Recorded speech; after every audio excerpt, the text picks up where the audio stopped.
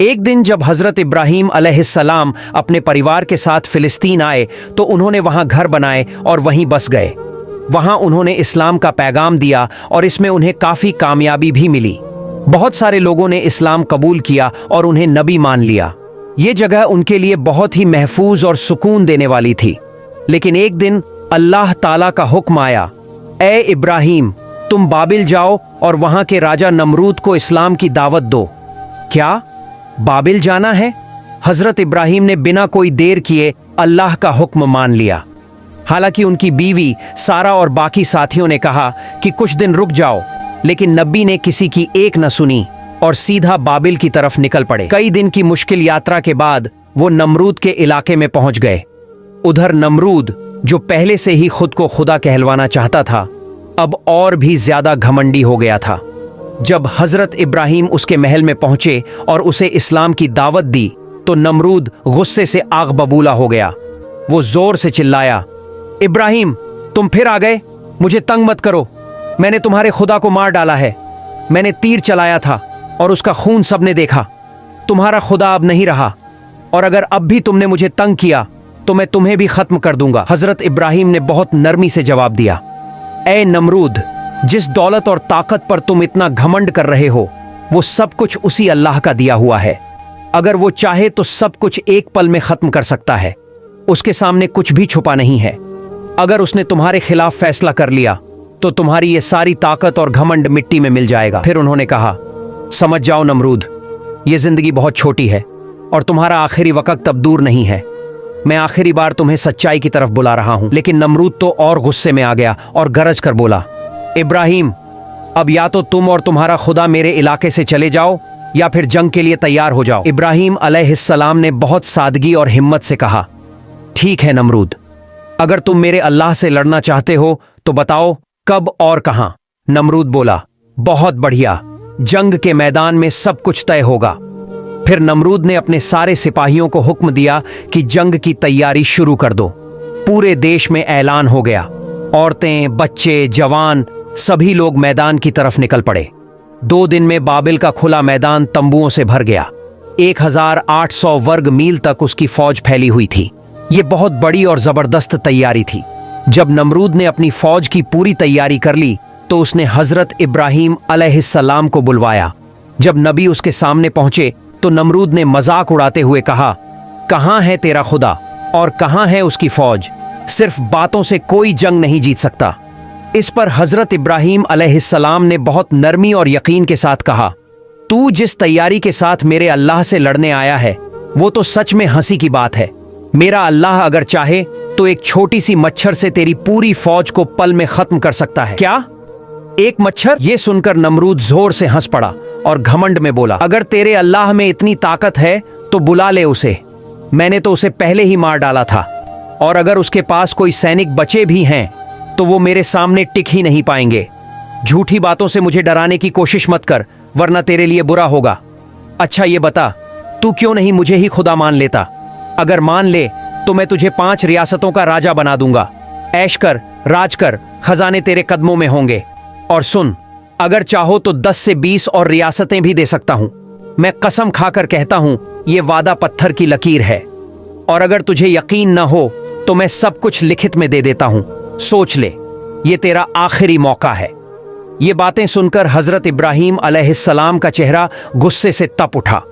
उन्होंने सख्त लहजे में कहा, ए अल्लाह के गजब के शिकार, तू मुझे दौलत और रियासत का लालच दे रहा है? तुझे क्या पता मैं कौन हूं? मैं अल्लाह का नबी हूं और नबियों की दुआ कभी खाली नहीं जाती। बच जा नमरूद, अल्लाह का कहर तेरे घमंड को मिट्टी में मिला देगा। इतना कहकर हजरत इब्राहीम अलैहिस्सलाम वहां से चले गए। वो अपने ठिकाने पर पहुंचे, वुजू किया, 2 रकात नमाज पढ़ी और नमरूद की तबाही के लिए अल्लाह से दुआ की। जैसे ही दुआ खत्म हुई, जिब्रील अलैहिस्सलाम हाजिर हुए और बोले, अल्लाह ने आपकी दुआ कबूल कर ली है। बताइए किस तरह का अजाब आप चाहते हैं?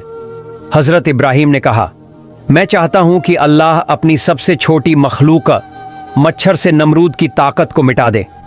इस पर जिब्रील अलैहिस्सलाम ने कहा, अल्लाह ने आपकी बात को अहमियत दी है और मुझे ये काम सौंपा है। मैं परसों मच्छरों को बुलाऊंगा।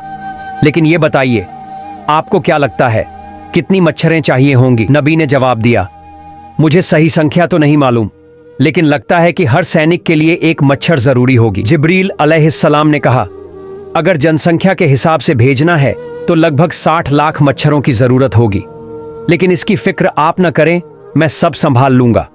अब आप आराम करें और नमरूद को जाकर बता दें कि परसों मैदान में तैयार रहे। हजरत इब्राहीम अलैहिस्सलाम को तसल्ली मिली और वो लौटे। उन्होंने नमरूद को पैगाम भिजवाया कि वो अपनी पूरी फौज के साथ परसों मैदान में मौजूद हो। नमरूद को जैसे ही ये खबर मिली, उसने अपने वजीर हामान को तुरंत मैदान में भेज दिया। इसके बाद जो युद्ध की तैयारी अधूरी थी, उसे भी जल्दी पूरी करने का सख्त हुक्म दे दिया गया।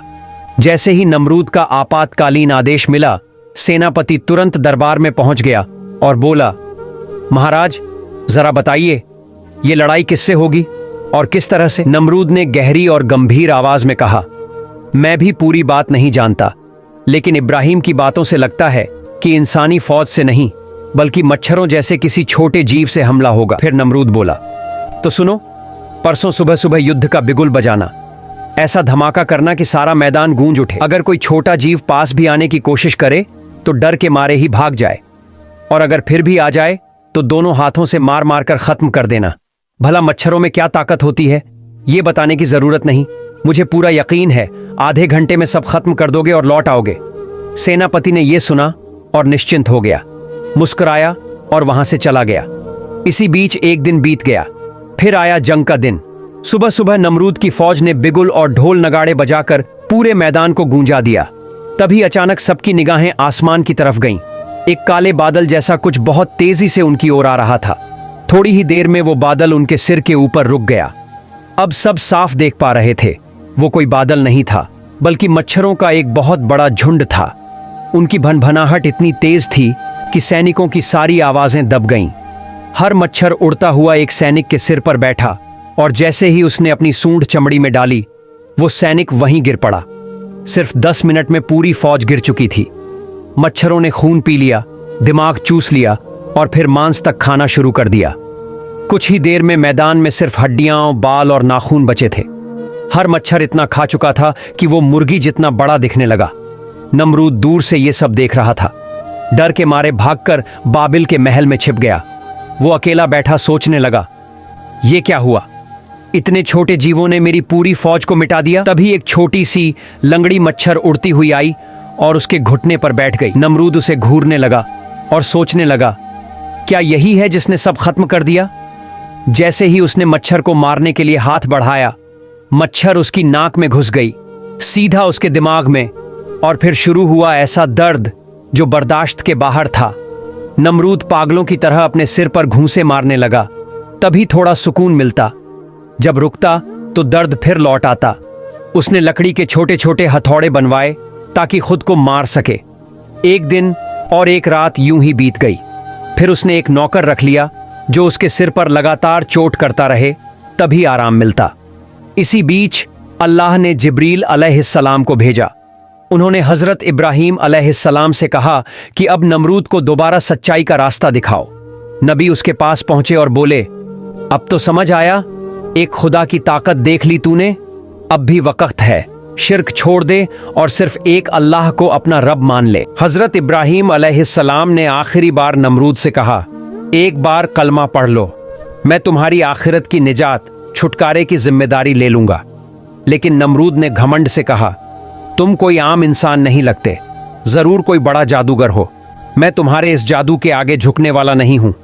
जाओ, तुम अपने खुदा के साथ रहो, मुझे दुनिया का खुदा बने रहने दो। ये सुनकर हजरत इब्राहीम अलैहिस्सलाम ने गहरी नजर से उसे देखा और गंभीर लहजे में बोले, अगर अब भी तुम अल्लाह को नहीं मानते तो याद रखो, तुम्हारी मौत अल्लाह के गजब से ही होगी और फिर आखिरत में बहुत सख्त सजा मिलेगी। तुम्हारा ये शाही रुतबा भी बिखर जाएगा और यहाँ किसी और का राज चलेगा। नमरूद ने हंसते हुए कहा, मेरे साथ जो भी हो, तुम क्यों परेशान हो रहे हो? एक तुम अपनी फिक्र करो, तुम्हारे साथ भी कुछ अच्छा नहीं होने वाला। हजरत इब्राहीम अलैहिस्सलाम ये सुनकर दुखी मन से लौट आए। उसी वक्त जिब्रील अलैहिस्सलाम आए और बोले, ऐ अल्लाह के प्यारे नबी, आप दुखी मत हों, आपका काम था उसे आखिरी बार सच का रास्ता दिखाना, वो आपने कर दिया। कुछ लोग ऐसे होते हैं जिनके दिलों पर अल्लाह ने मुहर लगा दी होती है, नमरूद भी उन्हीं में से एक है। अब उसकी जिंदगी ज्यादा दिनों की नहीं रही। ये सुनकर हजरत इब्राहिम अलैहिस्सलाम का दिल हल्का हुआ। उधर नमरूद की हालत दिन ब दिन खराब होती गई। उसके सिर पर लगातार हथौड़े से चोट दी जाती थी। अब एक नहीं, कई कर्मचारी बारी बारी से 8-8 घंटे उसकी ड्यूटी कर रहे थे। राज्य में अफरा तफरी मच चुकी थी। कुछ इलाके आजाद हो गए थे। दरबार के लोग भी अब नमरूद को तवज्जो नहीं दे रहे थे। हर कोई अपनी मर्जी कर रहा था। कुछ लोग तो खजाना लेकर भाग गए। जो सैनिक मारे गए थे उनके घर वाले गुस्से में दरबार पहुंचते। उनकी माएं, बहनें और बीवियां हर रोज इंसाफ और मुआवजे की मांग करती। इधर नमरूद अंदर से टूट चुका था। उसका शरीर भी कमजोर हो गया था और दिमाग भी। उसे चीजें याद नहीं रहती थीं। गुस्सा बढ़ गया था। अब उसमें सहन करने की ताकत ही नहीं बची थी। उसके अपने लोग भी अब उसे छोड़ने लगे थे। देखभाल में भी लापरवाही होने लगी थी। एक दिन जब सिर पर हथौड़ा मारने वाला कर्मचारी थोड़ी देर को बाहर गया तो नमरूद गुस्से में पागल हो गया। जब कर्मचारी वापस आया तो नमरूद ने उसे जूतों से पीट दिया। कर्मचारी को बहुत बुरा लगा। उसने मन ही मन बदला लेने की ठान ली। फिर एक रात जब उसी की ड्यूटी थी, उसने बहुत जोर से लकड़ी का हथौड़ा नमरूद के सिर पर दे मारा। उस चोट से नमरूद की खोपड़ी फट गई और फिर उसके सिर के अंदर से एक मच्छर उड़कर बाहर निकल गया। प्यारे दोस्तों, यहीं पर हमारी कहानी खत्म होती है। अगर आपको ये वीडियो पसंद आई तो वीडियो को लाइक करें और कमेंट बॉक्स में अल्लाह का नाम जरूर लिखें। इस तरह वीडियो पाने के लिए चैनल को सब्सक्राइब करें। आपका प्यार ही हमें और कहानियां लाने की हिम्मत देता है। अल्लाह हाफिज।